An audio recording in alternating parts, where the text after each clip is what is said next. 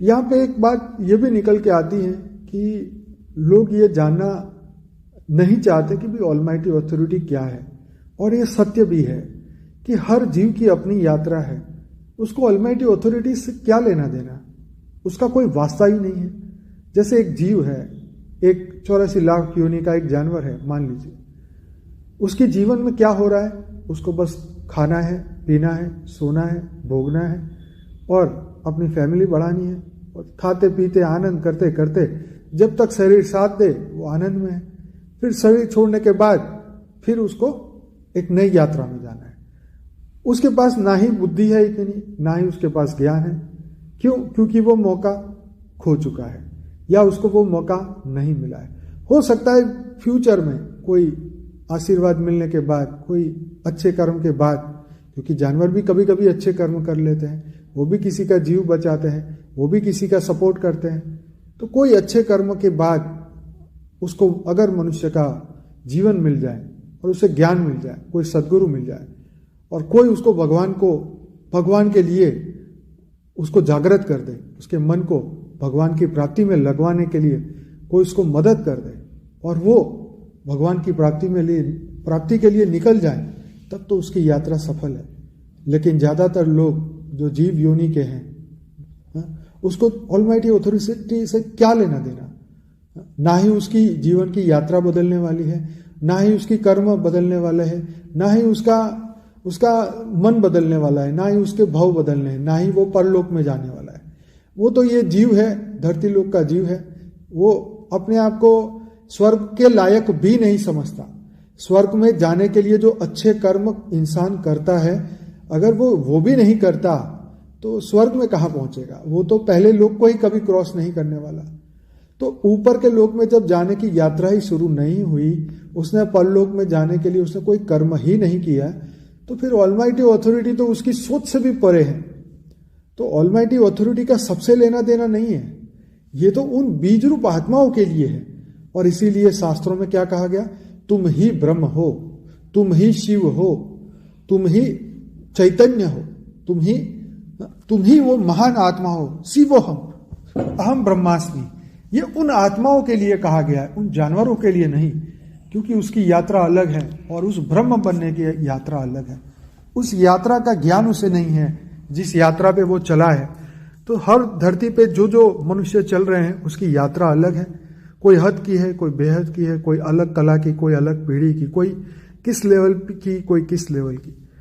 तो almighty authority या उसके क्रिएटर, ये भी एक बहुत बड़ा असमंजस है हर आत्मा के लिए कि भाई उसके ऑलमाइटी ऑथोरिटी की खोज कभी रही नहीं है। उस परम तत्व परमात्मा की, परम लाइट परमात्मा जो सब चीज का मूल है, उसकी खोज उसने कभी की नहीं, उसने कभी उसके बारे में सोचा नहीं। और जब तक वो नहीं सोचता वो एनर्जी आ ही नहीं सकती। अगर मनुष्य अगर दिल से परमात्मा को प्रार्थना करे, हे परमात्मा मुझे तेरा परिचय चाहिए, तू कौन है, कहाँ है, क्यों है, किस लिए है, अगर तो मुझे तू मिल जाए, तुम ऐसा मुझे वरदान दो, ऐसा मुझे अवसर दो, तब तो उसका जीवन बदले। लेकिन ज्यादातर लोग ये कभी सोचते ही नहीं कि मैं ऑलमाइटी ऑथोरिटी को प्राप्त करूं या मैं उसको खोजूं या उस तक पहुंचूं। उस जीव की यात्रा उस जीव तक ही बनी रहती है। ना तो वो शिव बनता है, ना ही महाशिव, ना ही परम महाशिव, ना ही वो शिवत्व को प्राप्त करता है, ना ही वो अमर बनने के बारे में सोचता है, ना ही अपने मूल स्वरूप को सोचता है। तो इसलिए हर आत्मा की अपनी जर्नी है। इसीलिए ऑलमाइटी ऑथोरिटी को जानना, मानना और पहचानना ये तो हर एक की बस की बात है ही नहीं। और वो ऑलमाइटी ऑथोरिटी इतना सामान्य है कि एक सामान्य मनुष्य की तरह है। उसको जानना मतलब एक सामान्य मनुष्य को जैसे हम तुच्छ मान के छोड़ देते हैं, इसी तरीके से हम उसको भी नहीं पहचान पाते, क्योंकि वो अपने अलग अलग रूप में, अलग अलग समय पे, अलग अलग जगह पे वो प्रेजेंट होता है, लेकिन हम उसकी अनुभूति भी नहीं कर पाते। कहते हैं ना, भगवान तो अत्र तत्र सर्वत्र है, इस दीवार में भी वो है। तो इस ब्रह्मांड का जो शिव है उसकी शक्ति तो इस दीवार के अंदर भी है। आपने प्रहलाद का एग्जाम्पल सुना। तो भगवान जब अवतार लेना चाहते हैं अपनी लीला दिखाना चाहते हैं तो वो दीवार तोड़ के आ जाते हैं, वो पिलर तोड़ के निकल आते हैं, वो जहां से आना चाहे वो आ सकते हैं। प्रश्न वो नहीं है, प्रश्न ये है कि वो समय कौन सा है। समय की बात है कि धरती पे कौन सा समय चलता है, तब वो अपने अवतार लेता है। धरती पर की बात छोड़ो, ब्रह्मांड में कौन सा समय चल रहा है, महाब्रह्मांड में कौन सा समय चल रहा है। जैसे वेदों उपनिषदों में जो समय बताया, प्रलय, कल्प प्रलय, अर्थ प्रलय और महाकल्प प्रलय, महाकाल प्रलय, तो इन सभी चीजों में से इस वक्त इस ब्रह्मांड में, इस पृथ्वी पे, इस कलयुग में हम कौन से लेवल पे पहुंचे हैं, ये इसका समय कोई बताए, तभी तो कोई उस ऑलमाइटी अथॉरिटी को पहचान पाए, तभी तो उसका मूल्य समझ में आए।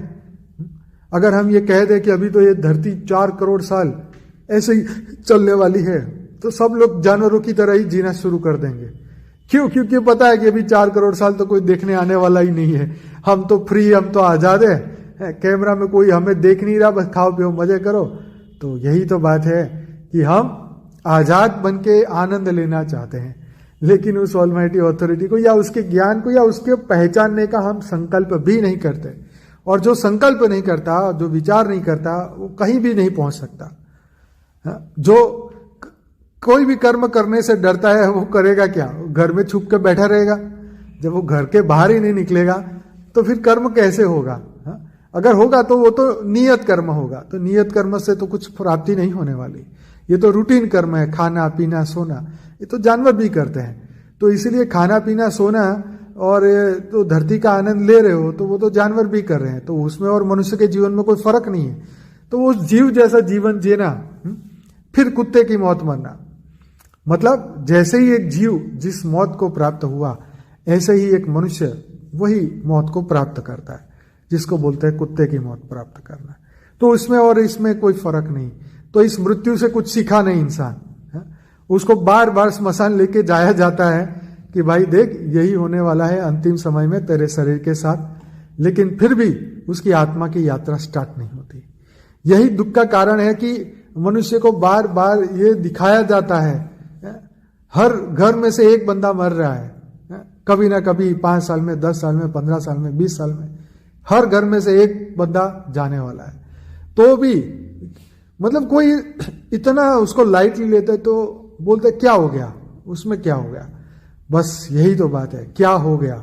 हमने सीरियसनेस नहीं समझी, हमने ये समझा ही नहीं कि ये दुख का चक्र फिर चालू होने वाला है, जीवन मृत्यु का चक्र फिर चालू होने वाला है।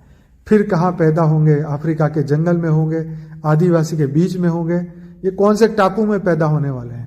उस अगली यात्रा के बारे में सोचा ही नहीं। इस लोक में पैदा होंगे कि ऊपर के लोक में पैदा होंगे, स्वर्ग मिलेगा या नर्क मिलेगा, उस पर उसका यकीन ही नहीं है। सबसे बड़ी दुख की बात कि ये ज्ञान, मतलब परलोक का ज्ञान सुधारने का कोई फोकस नहीं करता। उस ऑलमाइटी अथॉरिटी की तो बात ही कुछ और है, उसको तो उसके बारे में तो सोचना ही बड़े भाग्य की निशानी है। लेकिन उसकी एक अपनी यात्रा के ऊपर भी नहीं सोचता कि मेरा अगला जन्म क्या होगा, मैं किसके घर पैदा होऊंगा, क्या मेरे जीवन में होने वाला है। अगर धरती लोक पे ऐसा समय है तो मेरे अगले जन्म में मुझे कैसा समय मिलेगा। इस वक्त अगर कोरोना से हम गुजर रहे हैं, तो अगर मैंने नया जन्म लिया तो क्या दुनिया इससे बढ़िया होगी या इससे घटिया होगी। पॉपुलेशन जो बढ़ रही है ये इससे और अधिक हो जाएगी, खाने जैसा अन्न होगा कि नहीं होगा, पीने जैसा पानी होगा कि नहीं होगा, इसके ऊपर किसी की कोई फोकस नहीं है। अपने परलोक के बारे में कोई नहीं जानना चाहता, ना ही कोई समझना चाहता है। और यही बड़ी दुख की बात है।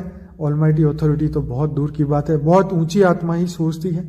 खैर, ये अपना सबका पर्सनल मैटर है कि कौन किसको कहाँ मानता है, किस लेवल पे मानता है, इस सबका अपना अपना खुद का एक सब्जेक्ट है। तो चलिए, बहुत बहुत धन्यवाद। बेहद की परम महाशांति। बेहद परम महाशांति। బేహద్ పరివారమునకు అనంతబాయి ఆల్మైటీ అథారిటీని తెలుసుకునేది ఎవరు, ఎవరికి అర్హత అనేది ఉంటుంది, ఆయన యొక్క గొప్పతనం గురించి చెప్తున్నటువంటి హిందీ వీడియో ఇప్పటి వరకు మీరు విన్నారు. దీనికి తెలుగు అనువాదం. అనంతబాయి చెప్తూ ఉన్నారు, ఈనాటి ప్రజలకు ఆల్మైటీ అథారిటీ ఎవరో తెలుసుకోవాలని ఏమీ ఉండదు. ఎందుకంటే ఈ భూమి పైన వచ్చినటువంటి మానవులకి ఎవరి యాత్ర వారిదే. ఇక మరి ఆల్మైటీ అథారిటీ గురించి ఆలోచించేటువంటి అవసరం వాళ్ళకి ఉండదు. ఎందుకంటే 84 లక్షల జీవరాశుల్లో ఉన్న ఒక జీవినే అనుకోండి. ఇంకా వాళ్ళు తమ జీవితంలో ఏం కావాలి, దానికోసమే పాకులాడుతుంటారు. తినటం, తిరగటం, సంపాదించుకోవటం, అనుభవించటం, వంశాన్ని వృద్ధి చేసుకోవటం. ఇక ఇంతకు మించి వాళ్ళకేముంటుంది? శరీరం సహకరించినంత కాలం హాయిగా బతికేస్తూ ఉంటారు. తర్వాత శరీరం వదిలేవేయగానే ఇక ఏదో మరి శరీరంలో ఓ యోనిలోకి వెళ్ళిపోతూ ఉంటారు. వారి దగ్గర జ్ఞానమే లేదు. అందుకే వారికి తెలుసుకోవాలని ఇంత తెలివితేటలు కూడా ఉండవు. దీనికి అవకాశమే అనేది వారికి ఉండదు. ఒకవేళ అదృష్టం బాగుంటే ఏదన్నా మంచి కర్మ చేశారే అనుకోండి, ఎవరైనా ఆశీర్వాదం లభిస్తే కూడా వారికి మంచి ప్రాప్తి అనేది లభిస్తుంది. ఒక జంతువే తీసుకోండి. కొన్ని జంతువులు మంచి మంచి పనులు చేసి మరి ఇతరుల ప్రాణాలను కూడా రక్షిస్తూ ఉంటాయి, హెల్ప్ చేస్తూ ఉంటాయి, సపోర్ట్ చేస్తూ ఉంటాయి. ఇలాగ మంచి కర్మలు చేసిన ఫలితంగానే వారికి మంచి జన్మ లభించవచ్చు. మనిషి మరి జన్మ లభించిన తర్వాత మరి మానవులు మరి ఏదో ఒక సద్గతి పొందటానికి ప్రయత్నం చేస్తారు. మానవ జన్మలో ఒక సద్గురు లభించిన ఆత్మ జాగృతమైన పరమాత్మ మార్గంలో నడిస్తే భగవంతుడు ప్రాప్తి పొందవచ్చు. అప్పుడు వాళ్ళ జన్మ సఫలమవుతూ ఉంటుంది. జీవయోనిలోనే ఉంటే ఆల్మైటీ అథారిటీ తోటి వాళ్ళకు ఇచ్చిపుచ్చుకోవటం అనేది, తెలుసుకోవాల్సిన జిజ్ఞాస అనేది ఉండదు. ఇంకా దాని యొక్క కర్మ బంధన అనుసారంగానే నడుస్తూ ఉంటాయి. వాళ్ళ వాటి కర్మలు మారేది లేదు, జీవితము మారేది లేదు. వారి యొక్క భావన కానీ మనసు కానీ మారేది లేదు. ఒకే జీవాత్మ కదా. అందుకని ఇంకా మానవుడు అయితే పరలోకానికి వెళ్ళాలి అన్న ఆలోచన లేని వాళ్ళు ఇక్కడే తిరుగుతూ ఉంటారు. భూమి మీద ఉండేటువంటి జీవులు వారు స్వర్గానికి వెళ్ళాలి, పరలోకానికి వెళ్ళాలి అన్నటువంటి ఆలోచన ఉండదు. భలే స్వర్గానికి వెళ్ళుటకు అయినప్పటికీ కూడా మంచి కర్మ చేయాల్సిందే కదా. ఇది కూడా చేయకపోతే ఇక ఆ జీవి, ఆ ప్రాణి లేక ఆ మానవుడు స్వర్గానికి ఏం వెళ్తాడు? ఈ ఫస్ట్ లోకాన్నే క్రాస్ చేసి వెళ్ళలేడు. పైకి వెళ్ళటానికి యాత్ర ప్రారంభం చెయ్యాలి కదా. కర్మలు అనేవి చేస్తూనే ఉంటారు. ఆల్మైటీ అథారిటీ మరి ఆలోచన వారి మనసులోకి రానే రాదు. ఆల్మైటీ అథారిటీ తోటి అందరికీ మరి సంబంధం అనేది ఉండదు, ఇచ్చిపుచ్చుకోవటం అనేది ఉండదు. కేవలం బీజరూపీ ఆత్మలకే ఆల్మైటీ అథారిటీ తోటి మరి కనెక్షన్ ఉంటుంది. వారి నుండి రచించబడినటువంటి ఆత్మలు అంత హై క్యాపబుల్ కేటగిరీ ఆత్మలైతేనే అంత హయ్యెస్ట్ అథారిటీ హస్తిని తెలుసుకోగలుగుతూ ఉంటారు. అందుకే శాస్త్రాల్లో చెప్తూ ఉంటారు, నువ్వు బ్రహ్మవి, మరి మహాన్ ఆత్మవి అని. అయితే ఇది సాధారణమైనటువంటి జీవులకు సంబంధించిన విషయం కాదు. వాటి యొక్క యాత్ర హద్దే ఉంటుంది. భూమిపైన మానవుల యొక్క యాత్ర వేరువేరుగా ఒక్కొక్కరిది ఒక్కో కేటగిరీ కనుక కొంతమంది బేహద్ కళల్లోకి, హయ్యర్ డైమెన్షన్లోకి వెళ్తే కొందరు వేరే లెవెల్లోకి వెళ్తూ ఉంటారు. మరి ఆల్మైటీ అథారిటీ అంటేనే చాలా ఆశ్చర్యజనకమైన పవర్ఫుల్ హస్తి. మరి ఆయన గురించి తెలుసుకోవాలన్నటువంటి ధ్యాస, జిజ్ఞాస బేహద్దు పిల్లలకు మాత్రమే ఉంటుంది. ఇది పరమ సత్యం. పరమతత్వం తెలుసుకోవాలి అంటే పరమాత్మ యొక్క అంశ, ఆ యొక్క పవర్, ఎనర్జీ ఆ ఆత్మల్లో ఉండాలి. అప్పుడే వాళ్ళు ఆలోచించగలుగుతూ ఉంటారు. మరి అన్నీ కూడా అందరికీ అవసరం ఉండదు కదా. పరమాత్మను గురించి, ఆయన తత్వం గురించి ఆలోచించే వారికే ఆ శక్తి వస్తూ ఉంటుంది. ఆలోచించని వారికి ఆ శక్తి లేదు. ఇంకా వాళ్ళు మరి మానవాత్మగా వారు అలాగే ఉండిపోతారు. మానవుడు పరమాత్మ యొక్క పరిచయం కావాలి, మానవుడికి పరిచయం కావాలి అంటే ఎక్కడ ఉన్నావు, ఎలా ఉన్నావు అనే చెప్పవచ్చు. మరి ఎవరు అక్కడికి చేరుకునేవారు ఉంటారు చెప్పండి? సాధారణ జీవులు యాత్రలు చేస్తూ వారి యొక్క పరిధిలో వాళ్ళ హద్దులో వారు ఉండిపోతూ ఉంటారు. ఇంకా వాళ్ళు శివుడిలాగా అయ్యేది లేదు, మహాశివుడిగా అయ్యేది లేదు, పరం మహాశివుడిగా కూడా అయ్యేది లేదు. వారు శివత్వాన్ని పొందేది లేదు, అమరత్వం గురించి ఆలోచించేది లేదు. ఆల్మైటీ అథారిటీని పొందటము అంటే అందరికీ సాధ్యమయ్యే విషయం కాదు. అందుకనే మనము ఇదే చూస్తూ ఉంటాం అందరినీ. చాలామంది ఏమంటారు అంటే మేము పాపులము, తుచ్చులము, దేనికి పనికిరాని వాళ్ళము అని లెంపలేసుకుంటూ అక్కడే ఉండిపోతూ ఉంటారు. ఆల్మైటీ మరి సామాన్య మానవుడిగా అనుకొని వాళ్ళు గుర్తించరు. పరమాత్మ వేరు వేరు స్థానాల్లో వేరు వేరు టైంలో ఎప్పుడు కావాలంటే అప్పుడు ప్రత్యక్షం కాగలుగుతారు. దాని యొక్క అనుభూతి పొందే కెపాసిటీ, పవర్ వీళ్ళకు ఉండాలి కదా. స్తంభాన్ని పగలగొట్టుకొని కూడా రాగలరు. మీరు చూశారు, ప్రహ్లాదుని రక్షించుటకు, హిరణ్యకశిపుణ్ణి శిక్షించుటకు తన యొక్క స్తంభం నుండి వచ్చాడు. తన లీలలు చూపించాలి అనుకుంటే గోడను పగలగొట్టుకోకుండానే రావచ్చు. ఎక్కడి నుండి రావాలన్నా రాగలరు. ఇవి ఆయన యొక్క లీలలు. మరి ఇవన్నీ కూడా ఎవరు అర్థం చేసుకుంటారు? ఇప్పుడు ఆ సమయం యొక్క విషయం, అది ఆ సమయము, ఆ వాతావరణము, పరిస్థితి. భూమి మీద సమయం వేరు, పైలోకాల్లో సమయం వేరు. ఈ బ్రహ్మాండంలో ఏ సమయం నడుస్తూ ఉందో, మహాబ్రహ్మాండంలో ఏ సమయం నడుస్తూ ఉందో ఆలోచించాలి. ఈ భూమి మీదే చూడండి, ప్రళయాలు, కల్ప ప్రళయాలు, మహాకల్ప ప్రళయాలు, మహాప్రళయాలు, మహాకాల ప్రళయాలు, ఇలాగే ఎన్నో జరిగినాయి ఈ భూమి మీద. ఈ బ్రహ్మాండంలో ఏ లెవెల్లో మరి ఉన్నారో అర్థం చేసుకోవాలి. ఇప్పుడు కలియుగంలో ఉన్నారు అంటే ఇప్పుడు సమయం అనేది ఎలా ఉందో అందరికీ అర్థమవుతూనే ఉంది. ఎవరన్నా చెప్తే ఆల్మైటీని గుర్తించి పొందగలరా? ఇంకా ఏమనుకుంటారు? శాస్త్రాల్లో చదివిన అనుసారంగా ఇంకా ఎక్కడ ఈ భూమి కలియుగం 4 కోట్ల సంవత్సరాలు ఉంది అనుకుంటారు.